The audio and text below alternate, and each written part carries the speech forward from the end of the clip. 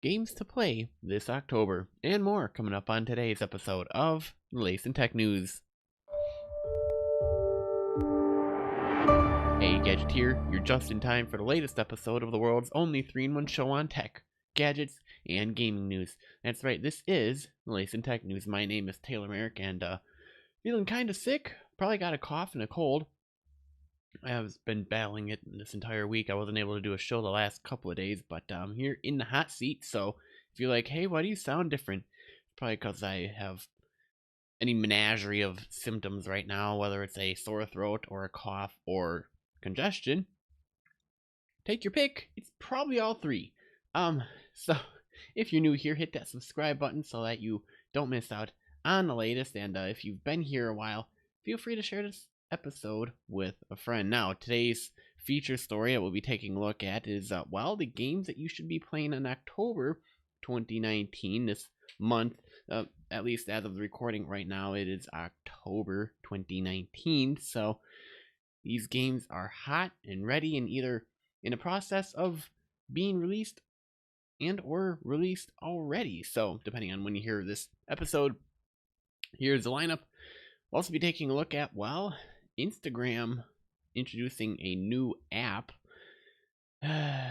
We'll be getting into that in a little bit. And finally, we'll be taking a look at, screen-based keyboard for Macs could look and feel real. It's actually quite an interesting idea. But before we can get into that, let's take a look back on today in tech history.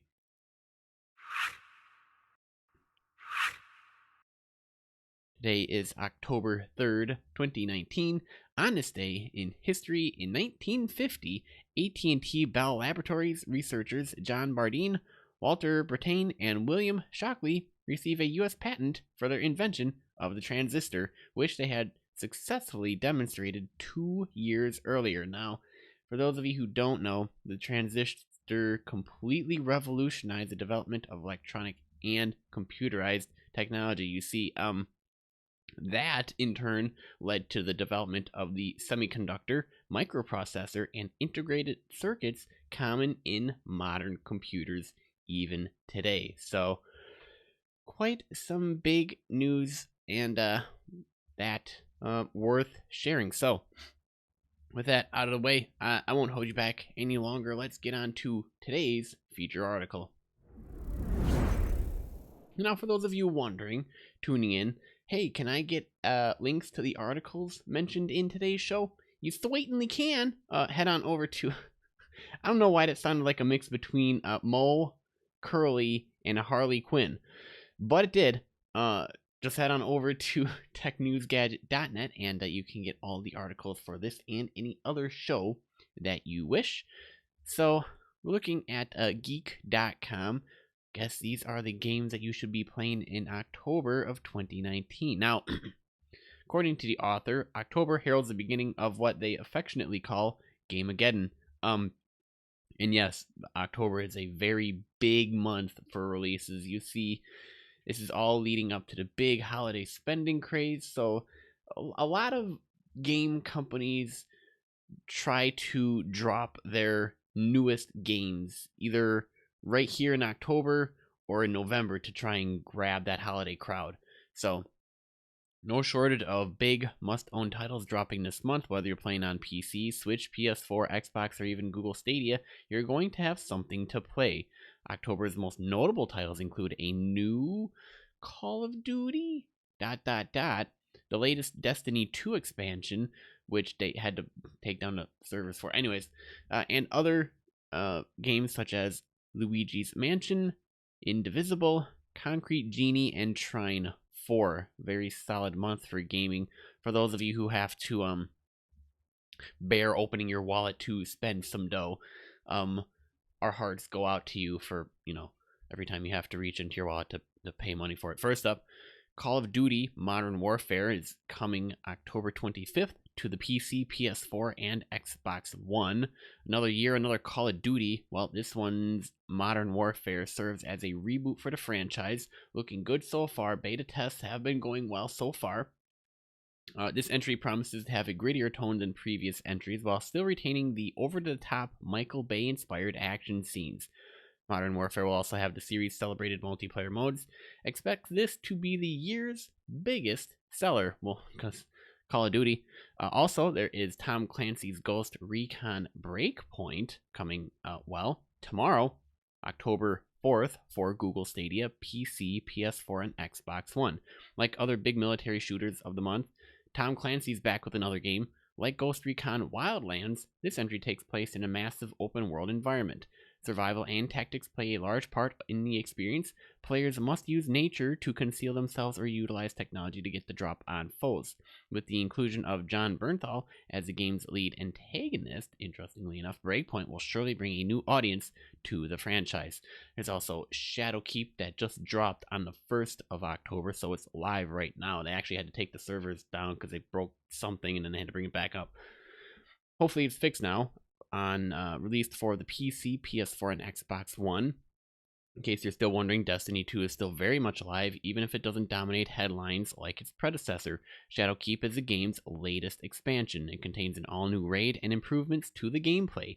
What makes this DLC truly notable is that it is Destiny's first big release on Steam since Bungie went independent. So, you won't find this on the Blizzard launcher. It's on Steam now. Shadowkeep could be a sign of where the company plans to take the franchise now that it's free of Activision. So look to see something hopeful, possibly hidden. I don't know. We'll see how it plays out. So there's also Luigi's Mansion 3 that is dropping on October 31st for the Nintendo Switch. You have to give Nintendo props for dropping Luigi Mansion 3 on Halloween. Like previous entries, the goal is to capture ghosts. The main difference is that instead of a mansion, you're stuck in a creepy hotel. Gameplay-wise, the sequel introduces Guigi, which is a Slimer-like companion who helps Luigi solve puzzles. There are also a number of competitive and co-op modes for those who want to play with friends. Expect this to be Nintendo's biggest game of the month. And then we have this interesting game called The Outer Worlds. And yes, there's a trailer here, 19 minutes of gameplay in Stellar Bay, so we're looking at it right now. Release date is October 25th for the PC, PS4, Switch, and Xbox One. The Outer Worlds is essentially Fallout in space. This isn't a big surprise given how developer Obsidian previously worked on Fallout New Vegas. Players will get to explore a variety of planets run by greedy corporations. They'll fight against aliens, monsters, while gaining experience and loot to help them survive against overwhelming odds. Now, if you felt disappointed by Fallout 76, this could be the title that gives you what Fallout couldn't. So, be looking forward to that. There's also Concrete Genie being released on October 8th for the PlayStation 4. It centers on a young artist named Ash who uses his talent to bring color and life to his gray world. This one seems like a spiritual successor of Jet Grind Radio with the way you can paint backwards. At around 6 hours, this seems like the perfect game if you want to just spend an afternoon playing. Considering how most games are now 60 plus hour experiences, Concrete Genie will be a fresh of breath air. A breath of fresh air, if I can talk. A fresh breath of air in, well, although you can't breathe concrete, it's, whatever. And then there's Trine 4, The Nightmare Prince, on October 8th for PC, PS4, Switch, and Xbox One. Trine 4 takes the series back to its 2D roots. Like the first two entries, there is an action platformer with a heavy emphasis on puzzles. Each of the 4 characters has different abilities. It'll be up to you how to decide that you'll be using their unique talents to progress. They actually had a demo in that you can solve puzzles in different ways, and that was kind of interesting.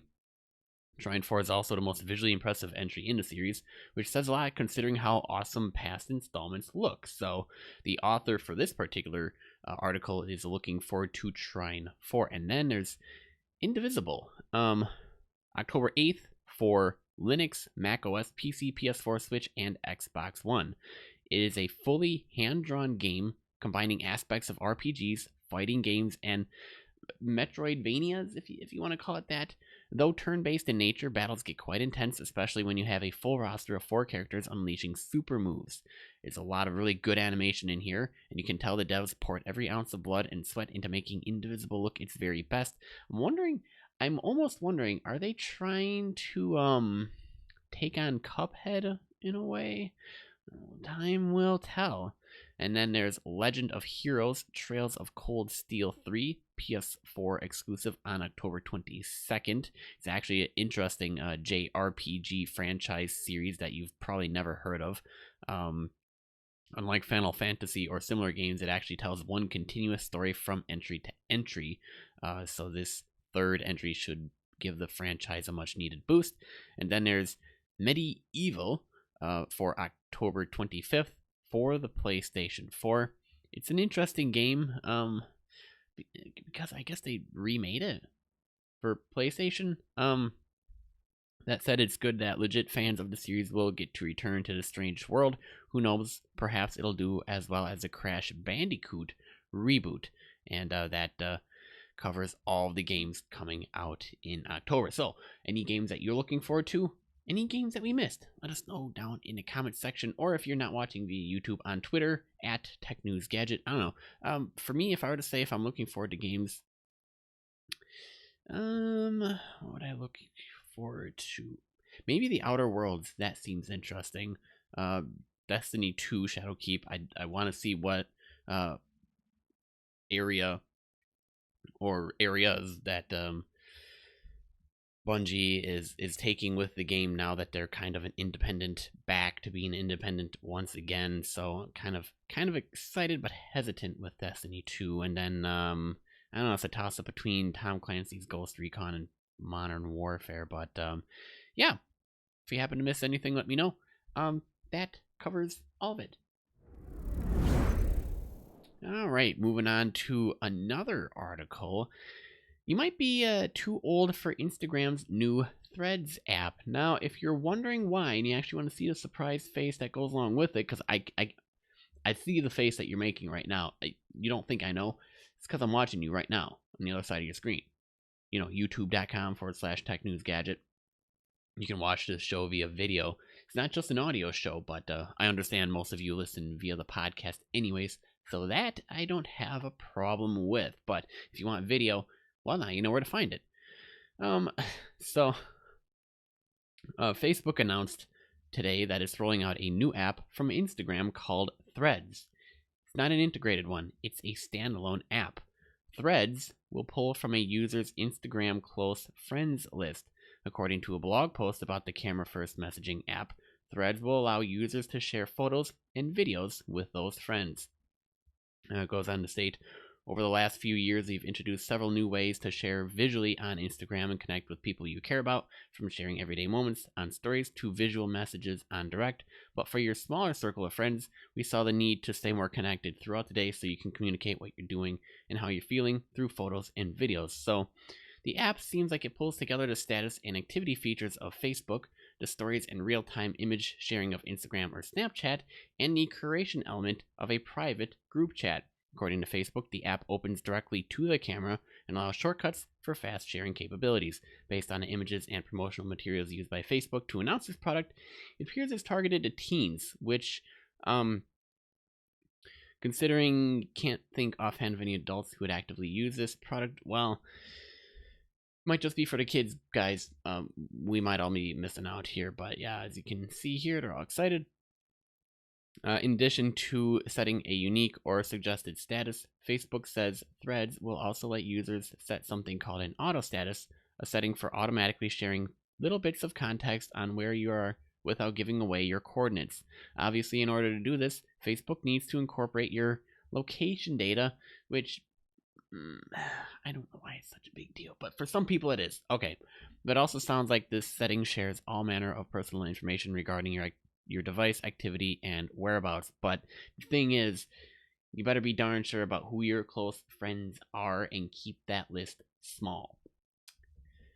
For example, in addition to sharing with those close friends when a user is at home, on the move, or at the airport, it will also suck up and spit out information about whether a user's phone is low on battery life and the status of their network connection, the company said in a blog, ironically, about the app's privacy, which may or may not be creepy at all.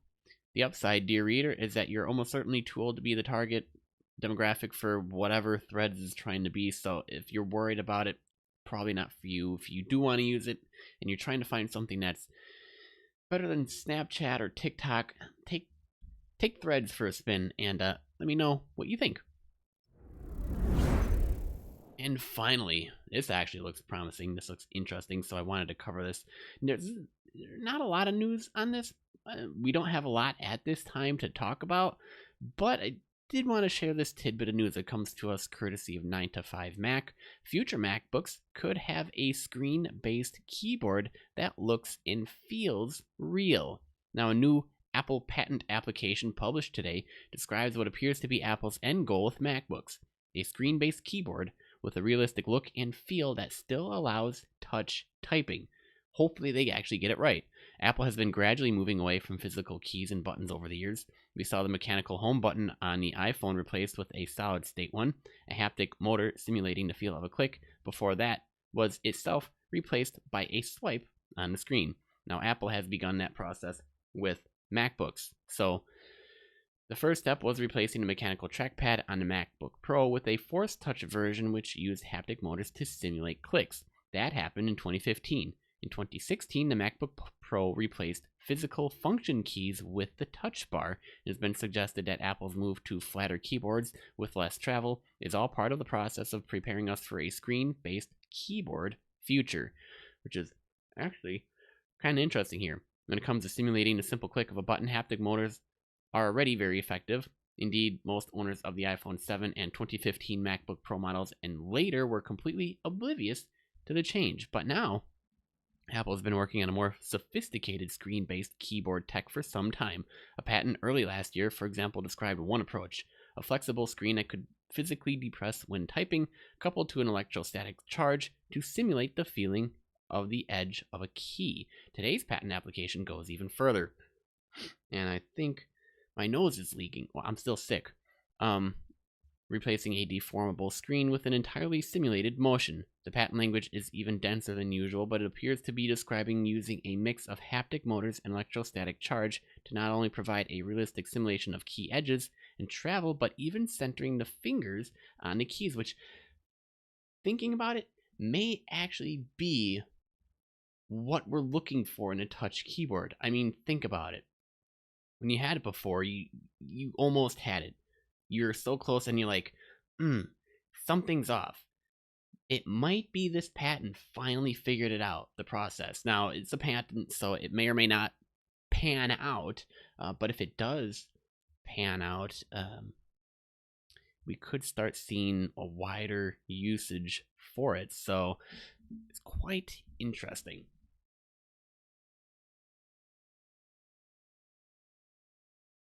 All right.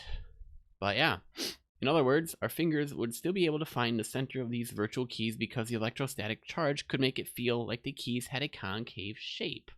But yeah, like they go on to say, they need to add their usual patent disclaimer. They patent all kind of things that really never make it in the products. But if this is the direction in which the company is moving, this might be a case of when rather than if, but time will tell ultimately whether or not it actually happens. And with that wraps up this episode of the Latest in Tech News. Thanks for tuning in for, albeit a short show, and for helping me survive another episode. I'm not feeling the greatest because I'm a little bit sick and I have other stuff going on, but hopefully I'll be feeling a little bit better tomorrow. But yep, new episodes every weekday. Latest in Tech News can be found on every major platform, including Apple, Spotify, Google, YouTube, Stitcher, Overcast, and more. Now, if you enjoyed this episode, be sure to let us know by clicking that like button and by leaving a comment if you're watching via YouTube. Also, double check that you're subscribed if you're new so that you don't miss the next episode. And if you're a long-time listener, be sure to share this episode with a friend. I'm your host, Taylor Merrick, and remember, for the latest in tech, gadget, and gaming news, visit TechNewsGadget.net. Pretty much keep being awesome, guys. And I'll see you on the flip side. I gotta get a Kleenex or something. I don't know.